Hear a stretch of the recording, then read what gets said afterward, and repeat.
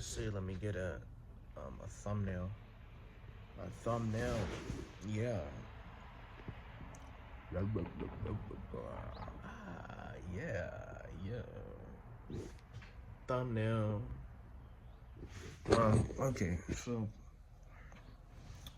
today's topic is about what is it that is gonna make you fulfilled. The goal, the desire will never make you fulfilled.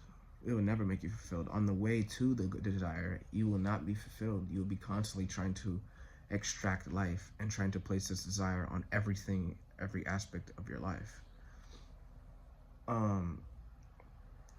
Which is why, I wrote today, I touched upon this aspect.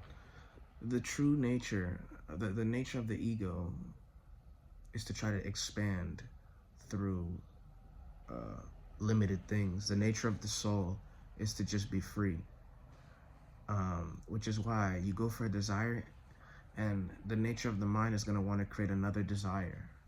It's just the reality of the situation, right? In my particular case, truly,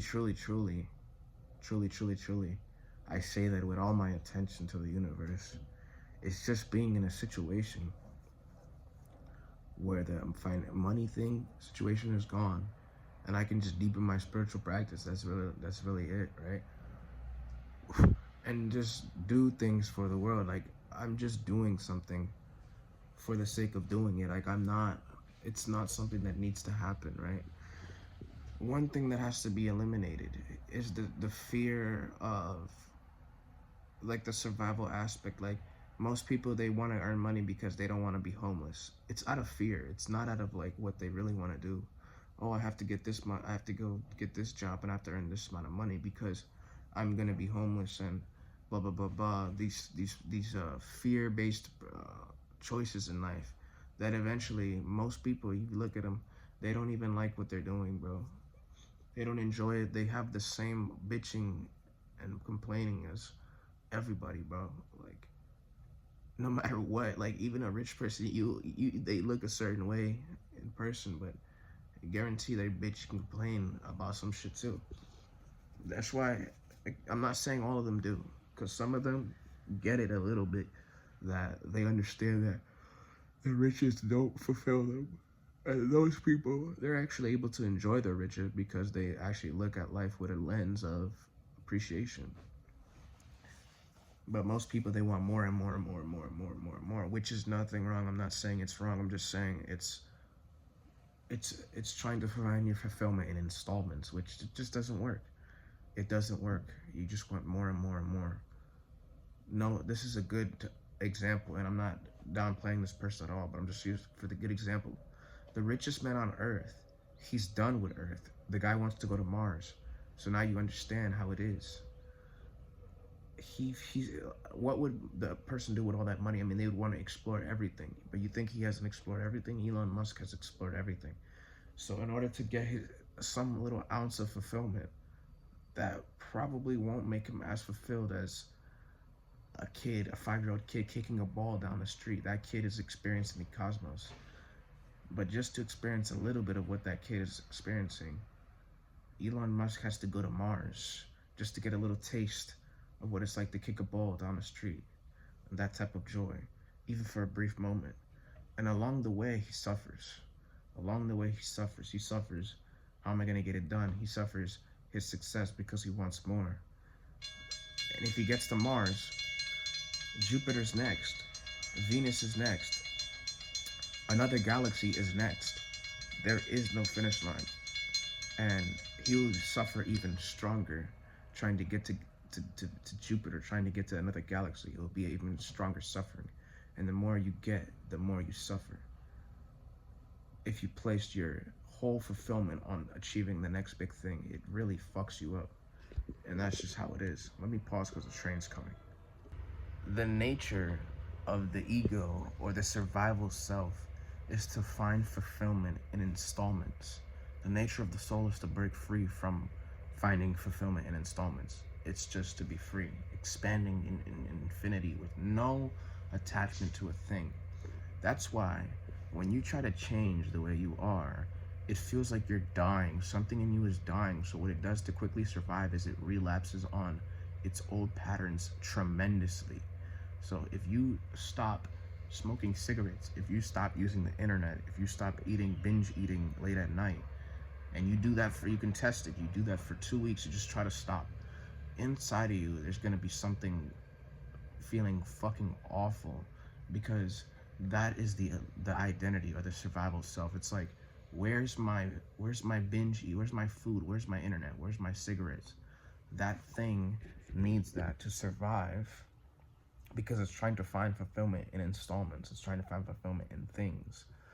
So it's going to attach, depending on the personality of the person, it will attach to certain things. Everybody has their habits. But if you just cease to act on those habits anymore, essentially try to go beyond and change it to something else, it dies. You feel it. It's going to happen on the spiritual path. You will feel the death. It can get to the point where even the attachment to your name, to who you are, to your family, to your friends, will die as well. And that shit hurts. It does. It will feel like, no, my family, my friends, everything that I've experienced, they will die too. But that's essentially the only way to transcend as a human, is to get beyond that point of attachment to anything. And whether you get it when you die or you get it now, it's gonna happen regardless. Some people may never get it. They may die and they still might want to be attached to their life on the point of death. It's your choice. Your friends will pass away. Your family will pass away. These people will go.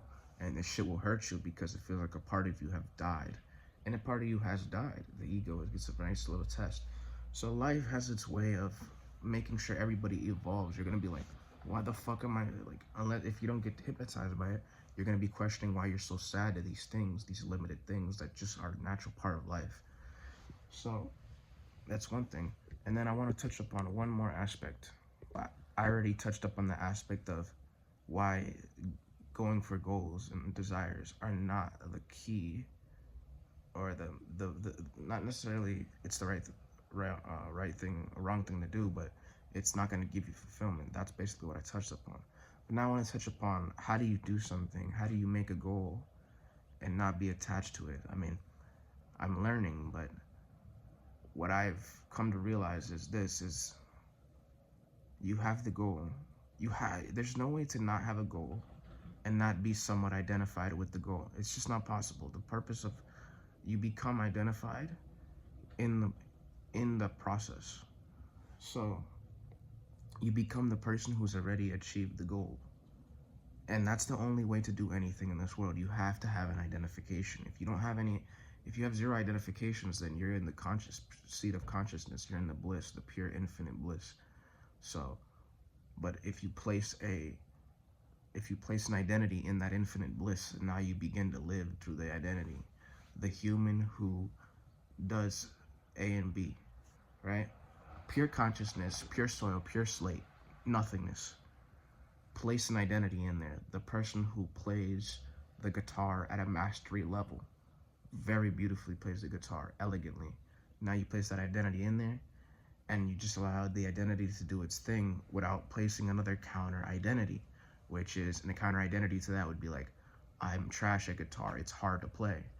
But if you have those two in there, now they're bumping heads.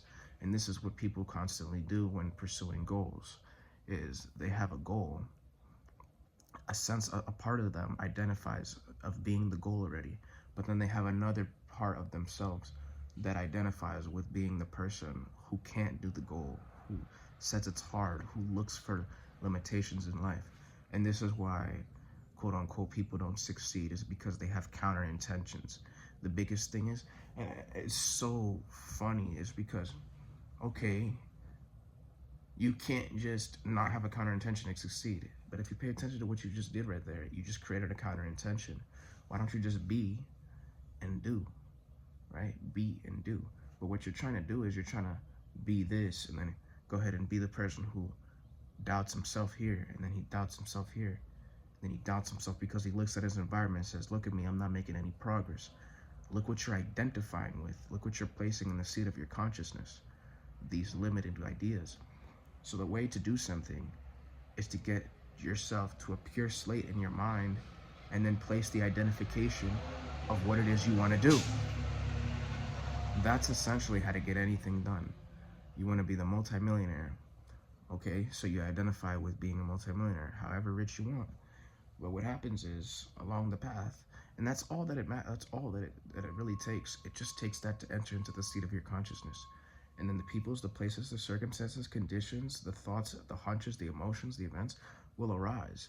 And then you take action on those based on what you need to take actions. In some cases, you may not even need to take any ounce of action, but you take action on whatever, whatever you feel is the right thing to take action on, and it will give you the right thing to feel to take action on. But the problem is with most people is once they identify with it, something pops up and says, look at my environment, I'm not rich. They feel it. They feel it in the chest. This is what's stopping you from getting what it is you really want. That's what I broke down in my mind. It's the counter intentions within a person. You need to go beyond the mind in order to change. Anyways, that's what I said. So I said everything that I needed to say here.